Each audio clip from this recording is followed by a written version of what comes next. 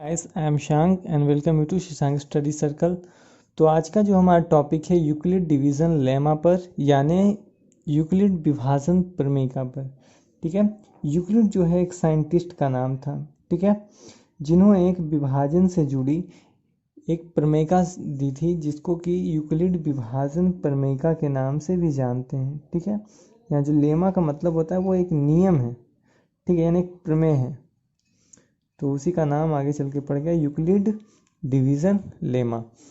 तो Euclid division lemma कहता है कि यदि दो पूर्णांक ए तथा बी हों, क्या हो, पूर्णांक हो, ठीक है, ए तथा बी हो, जो संतुष्ट करते हैं, क्या करते हैं, संतुष्ट करते हैं, क्या संतुष्ट करते हैं, जहाँ कंडीशन है, ठीक है, कंडीशन दी हुई है, वो कंडीशन है ए बराबर बी क्यू प्लस आर।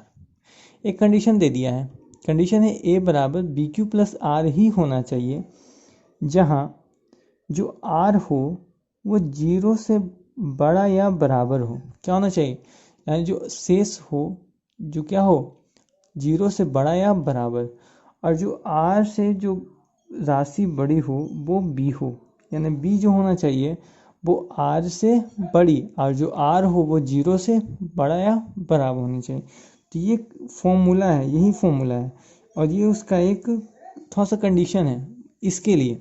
तो ठीक है, तो चलिए देख लेते हैं, एग्जाम्पल कुछ लेते हैं।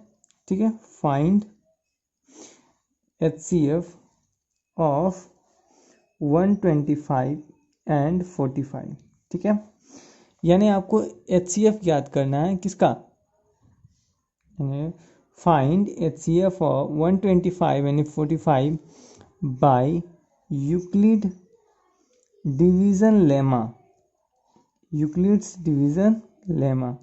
तो चलिए, यानी आपको जो है यूक्लिड विभाजन प्रमेयिका के द्वारा इसका जो है मशक ज्ञात करना है। ठीक है, तो मशक ज्ञात करने के लिए सबसे पहले हमारे पास जो फॉर्मूला है ए बराबर बी क्यू प्लस आर, तो हम आखिर ये पता कैसे करें कि कौन सी संख्या ए है, कौन सी संख्या बी है, कौन सी संख्या क्यू है, कौन सी संख्या आर है। तो जो दी हुई संख्या में जो सबसे बड़ी संख्या होती है उसको ए मानते हैं, यानी ए का मान यहाँ 125 हो गया, और बी की जो वैल्यू है वो 45 है। क्यू की जो क्यू बराबर है जितने बार में हम उसको काटेंगे, जितने बार हम उसे लगाएंगे, ठीक है, जितने बार हम उसे लगाएंगे, और आर का मतलब जो हुआ वो शेष है आपका। ठीक है, तो चलिए तो देख लेते हैं। तो फॉर्मूला पर 125 बराबर 45 गुना, अब कितने बार में गुना करें कि 125 आए, तो 45 का यदि आप पहाड़ा पढ़े हैं तो ऐसे आएगा, 45 इकाई 45, 45 दूनी 90, 45 दिया 135, यानी 3 बार में 135 आता है। लेकिन हमें चाहिए 125, तो हम 2 बार में लगाएंगे और प्लस 35 जोड़ेंगे। तो देखिए ये आपका बी, ये तो आपका ए हो गया, ये बी, ये क्यू, ये आपका आर हो गया। अब ध्यान दीजिए, अब इस ए का काम जो है वो खत्म हो जाता है। यहाँ आप देखें तो B does not equal to zero, यानी यहाँ जो है, सॉरी, आर जो है वो जीरो के बराबर नहीं आया। ठीक है, जो हमारा आर है वो जीरो के बराबर नहीं हुआ। जब तक आर जीरो नहीं हो जाता है तब तक हमें इस नियम को लगाना है, यानी जो आपका मान है वो 35 जीरो के बराबर नहीं है। तो अब इसी के लिए जो बी होता है, यानी अगला जो ए होगा वो बी बन जाता है। तो बी की वैल्यू कितनी है, तो 45। ठीक है, तो 45। अब जो आपका जो आर है वो हो जाएगा 35। ठीक है, चलिए तो 35 बार में लगाना है। अब 35 को कितने बार करेंगे तब वो 45 आएगा, तो एक बार में करेंगे और 10 जोड़ेंगे। ठीक है, अब यहाँ 10 भी क्या है, जीरो के बराबर नहीं है।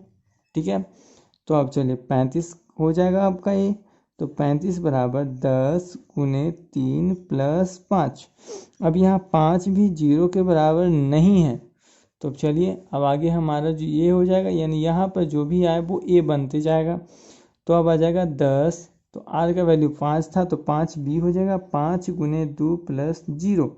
अब देखिए 5 दूनी 10। अब ये जो है आपका कट गया, तो जितने बार में पूरी कटाई कितने बार में 5, तो यानी हो गया 125,45 यानी HCF ऑफ 125,45 बराबर 5 आंसर आपका, यही आपका आंसर हुआ। तो ठीक है, समझ गए आप। तो एक और एग्जांपल लेते हैं आपके समझने के लिए, वो आप ही के चैप्टर से है। हमारे पास जो एग्जांपल है वो है 867,255। ठीक है, ये हमारे पास एग्जांपल है, हमें इसे सॉल्व करना है। तो यहाँ जो ए की वैल्यू है वो 867 है और बी की जो वैल्यू है वो आपकी 255 है। तो चलिए फॉर्मूला है हमारा ए बराबर बी क्यू प्लस आर। ठीक है, तो ए की जो वैल्यू है वो 867 है, तो हो जाएगा 255 को यदि आप पढ़ें तो 3 बार में लगेगा। ठीक है, तो 765 102 बचेगा। ठीक है, आपको साइड में गुना कर कर देख लेना है कि हमको कितने बार में लगाना है। ठीक है, आपकी अति के लिए देखिए हम भाड़ा उसका लिख देते हैं थोड़ा, 255 510 765 1020, ये 255 को हो गया। 4 बार तक ही देखते हैं क्योंकि हम ज़्यादा हमको लगाना भी नहीं है। अब देखिए यहाँ 102 है वो 0 के बराबर नहीं आया है, यानी अभी जो ये सॉल्यूशन है वो और आगे जाएगा। अब जो हमारा बी है यानी जो नया ए होगा वो 255 होगा। ठीक है, जो हमारा आर था वो अब बी बन जाएगा, तो 102। अब देखिए 102 का यदि पहाड़ा आप देखें तो ऐसे आएगा आपको। ठीक है, 3 बार तक ही देखते हैं क्योंकि 255 है। यहाँ देखिए किसी भी 3 तक के पहाड़े में 255 नहीं आता, 3 बार में तो ज़्यादा हो जाएगा, तो 2 बार में ही देखते हैं। ठीक है, तो 51 बच जाएगा, तो 51 भी जो है वो 0 के बराबर नहीं है, तो नया ए 102 हो जाएगा। तो आपका 51 गुने 2 प्लस 0। अब देखिए यहाँ 0 फाइनली आ गया, तो जितने बार से लगा लास्ट वैल्यू यानी लास्ट जो बी होगा वही आपका आंसर तो हो जाएगा HCF ऑफ 867 255 इक्वल टू 51, यही आपका आंसर हो गया। तो चलिए चलते हैं नेक्स्ट क्वेश्चन में। देखिए इस चैप्टर में आपको एक और चीज़ के बारे में जानना है जिसका नाम है गुणनखंड ब्रिज। ठीक है, गुणनखंड ब्रिज के बारे में आपको क्या है इस चैप्टर में भी जानना है, क्योंकि ये आपके बुक में दिया है। ठीक है, तो ये आपके बुक में दिया है तो भाई जानना तो है ही। तो एक एग्जाम्पल ले लेते हैं, आप ही के बुक से आप ही की एग्जाम्पल में दिया हुआ है। देखिए एग्जाम्पल है 32,760। ठीक है, 32,760। तो जैसे आप गुणनखंड निकालते थे इस प्रकार करके, बस उसी का थोड़ा सा चेंजिंग रूप है। ज़्यादा इसमें कुछ हमने किया नहीं है, ज़्यादा कुछ आपके बुक में भी किया नहीं, बस थोड़ा सा रूप बदल दिया है। सिर्फ जो आप यहाँ लिखते थे वो आपको एक डब्बे में लिखना है। चलिए 2 बार में लगाते हैं, 2 बार में लगाएंगे तो आएगा 16,380। ठीक है, यानी छोटा वाला जो है वो ऊपर, जितने बार में लगाएंगे जितने बार से हो गया वो नीचे। अब देखिए फिर इसको 2 बार में हम लगाएंगे अभी, क्योंकि ये 2 बार में कटेगा 8,190 आ जाएगा। ठीक है, चलिए इसको फिर 2 बार में लगाते हैं। ठीक है, तो आ जाएगा 4,095। फिर इसको हम 2 बार में तो लगेगा नहीं, तो 3 बार में यदि लगाएं तो 1,365 आता है। ठीक है, पुनः इसको लगाएं 3 बार में तो 455 आता है। तो इधर जो छोटा वाला है बड़ा वाला है सबको सिर्फ डब्बा में लिखना है। ठीक है, डब्बा में लिख लेने पर ताकि ये थोड़ा सज जाता है। ठीक है, अभी देखिए 455 आया, अभी देखिए 455 है। अब 455 को हम देखते हैं लगा के, 455 का देखिए तो ये 5 बार में कटता है 91 से। ठीक है, हो गया 7 बार में 13, तो जो लास्ट में आया बस यही आपको गुणनखंड वृक्ष हुआ।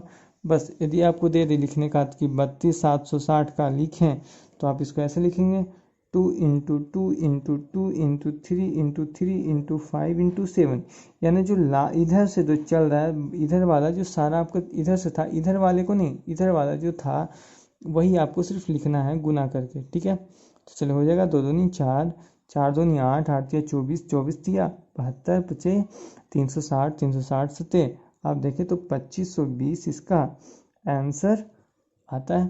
ठीक है, ये आपका एक मुख्य रूप से एक LCM यदि निकालना हो तो एलसीएम ही निकालना होता है, ठीक है, गुणनखंड टाइप का।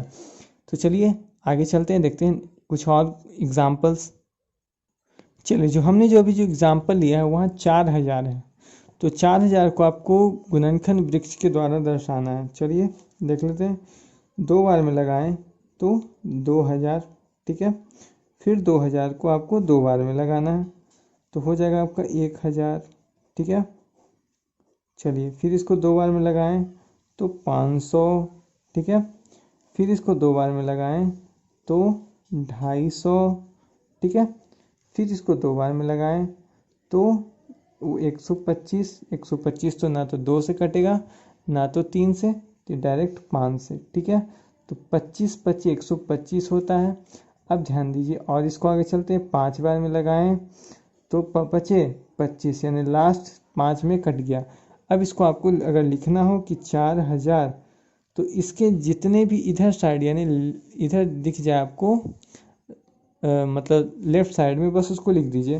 देखिए 2 इंटू 2 इंटू 2 इंटू 2 गिन लीजिए, 1 2 3 4 5, यानी 5 को 2 लिखना है, गुना 2 को 5 लिखना है। तो जो इसको गुना करके लिख दीजिए, 2 दूनी 4 दूनी 8 दूनी 16 दूनी 32 बचे 160 बचे 800, ठीक है। तो ये आपका आंसर हो गया। तो काफ़ी सिंपल, काफ़ी आसान है। तो चलिए इसी बात पे चैनल को लाइक कर दीजिए, शेयर कर दीजिए और अपने दोस्तों के साथ भी शेयर कीजिए ताकि हमारा जो चैनल है वो और ज़्यादा से ज़्यादा ग्रो कर सके।